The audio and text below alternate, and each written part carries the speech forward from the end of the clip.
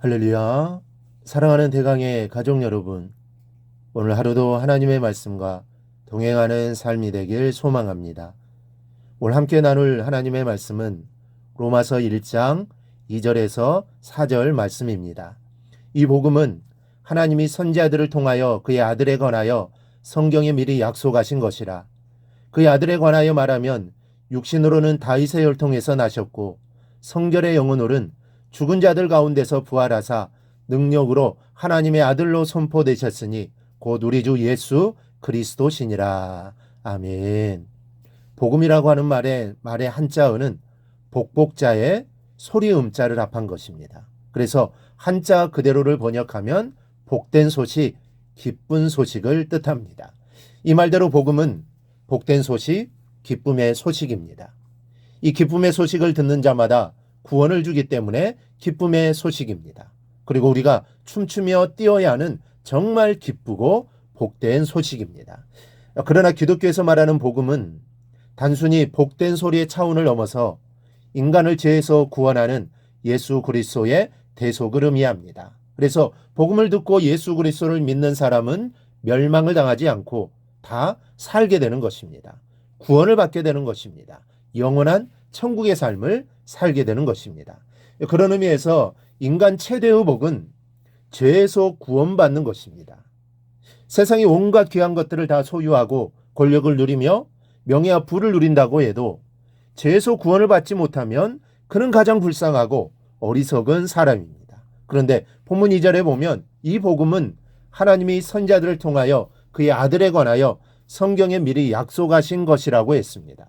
복음은 다름 아닌 하나님의 아들 예수 그리스도에 관한 약속이라는 것입니다.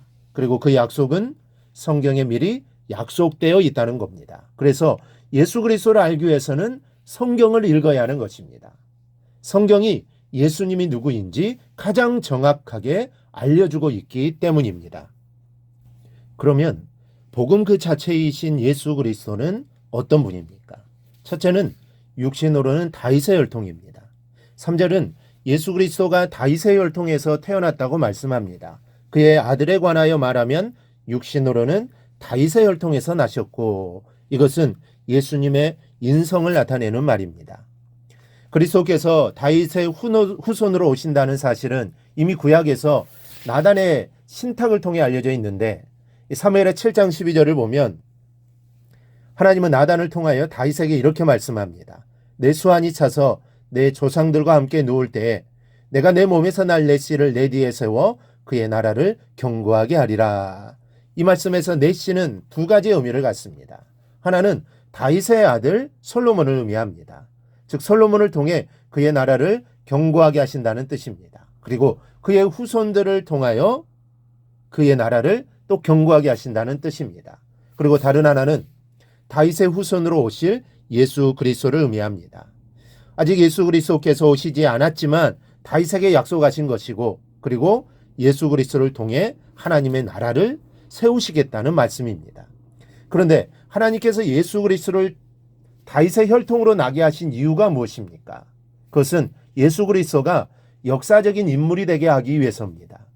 어떤 환상적인 또 상상 속에나 존재하는 인물이 아니라 인간의 역사 속에 실제로 존재하는 인물임을 부각시키기 위해서 다윗의 혈통으로 나게 하신 것입니다.